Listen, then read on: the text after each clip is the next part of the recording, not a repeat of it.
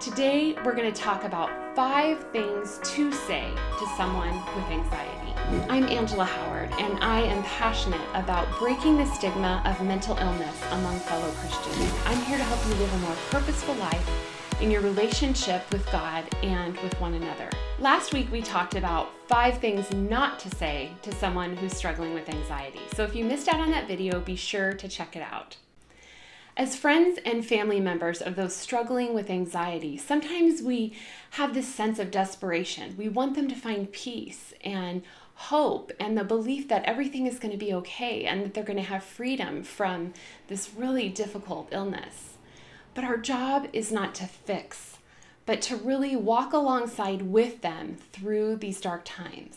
Number 1 is, I'm here if you want to talk.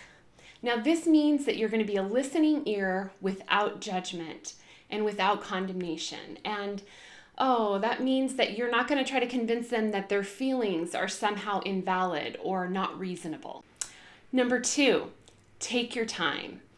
You know, this world moves at a breakneck speed, and many times our friends who are really in the middle of an anxiety attack or just overwhelming feelings of anxiety and just wondering really if they have the correct perspective on life, really need to hear from their friends that they're not an inconvenience, that you're right there with them in the middle of it and they can take their time. Number 3 is, do you want a hug?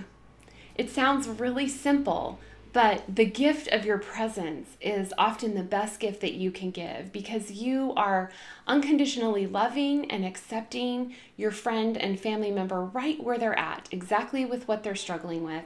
And it can be so powerful and healing. Number 4, you're not a burden. I think that that's probably one of the most overwhelming feelings that people who are struggling with anxiety feel about their friends and family. They feel like their illness and their struggle is causing them to be a burden to those around them. But they need to hear from you that they're not a burden and that they do bring joy to your life. And it's not an inconvenience to you to just walk with them through this difficult time. And really, when you think about it, it's a chance to show true grace. Number 5 is, it's not your fault. Mental illness is not a choice. It's not a character flaw. It's not a sin.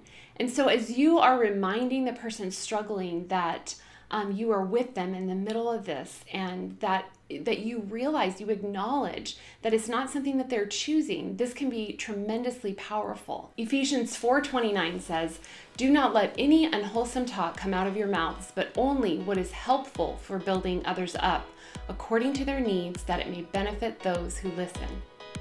So what would you add to the list? Comment below. I'd love to hear from you. And please subscribe to more videos. I will be sharing some great encouragement and tips, whether you yourself are struggling with mental illness or have a loved one who does. I'll see you next time.